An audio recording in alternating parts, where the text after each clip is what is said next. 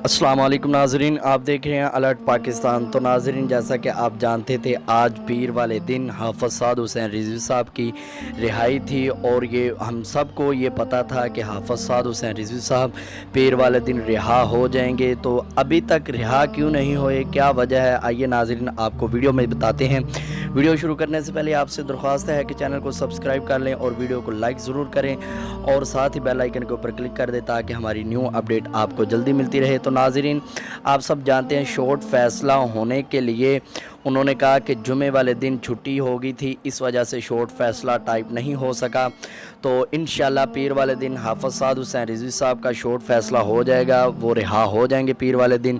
تو ناظرین، ابھی تک حافظ سعد حسین رضوی صاحب رہا کیوں نہیں ہوئے، کیا وجہ ہے، ابھی تک کیوں جیل میں ہیں؟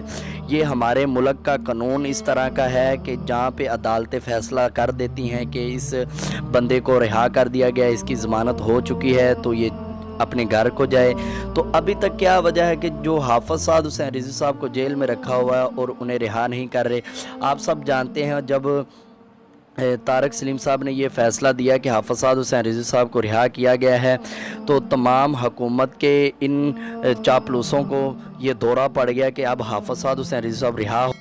تو جہاں تک سامنے بات آ رہی ہے ناظرین، ابھی تک وہ کاغذات حافظ سعد حسین رضوی صاحب کی رہائی کے وکلاء کو نہیں مل رہے۔ ابھی تک وکیل ہائی کورٹ میں موجود ہیں، تو اس انتظار میں ہیں کہ جج صاحبان ہمیں وہ فیصلہ دے اور ہم حافظ سعد حسین رضوی صاحب کی رہائی کی خبر سب کو دیں۔